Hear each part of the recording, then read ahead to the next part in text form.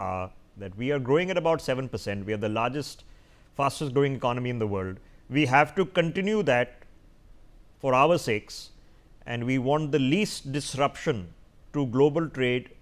Now, tariff conversations are normal, absolutely normal, completely understandable. They happen between all countries at all times. This is nothing new.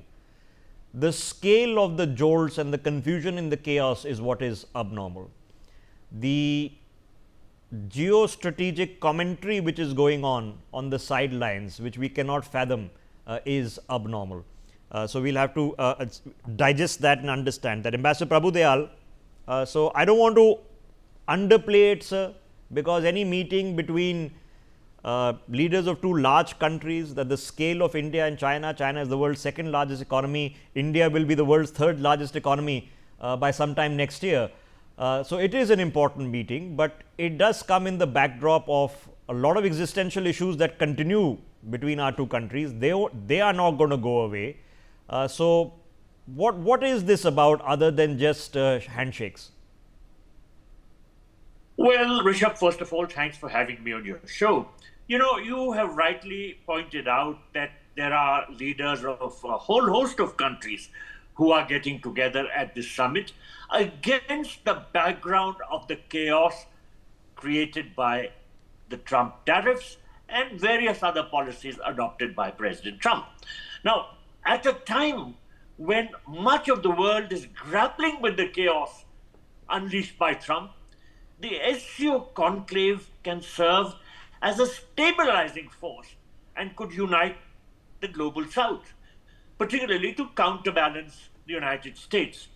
Now, before arriving in China from Japan, let me mention that Prime Minister Modi highlighted the need for joint action by the world's largest emerging economies.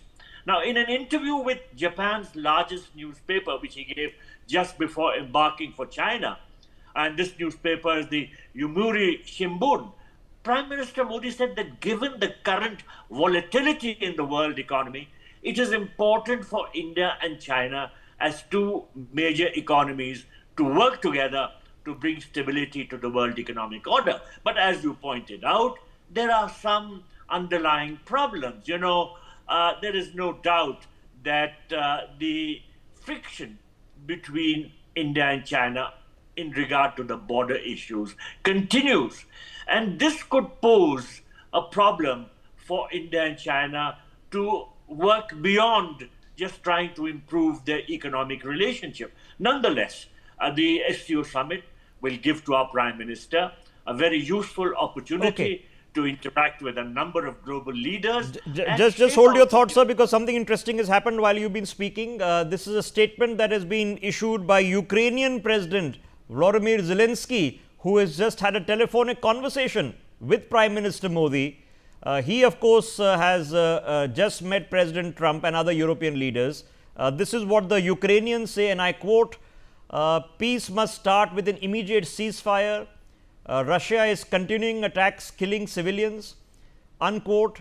He's also put out a social media tweet thanking PM Modi for his support and efforts. We are being told from the Ukrainian sides that they've discussed improving future ties and bilateral relations. So, this conversation has happened while Prime Minister Modi is in China. Now, that's what the Ukrainians say. This is what the statement that is coming in from the Indian side says, and I quote, Prime Minister Modi thanked President Zelensky for the call.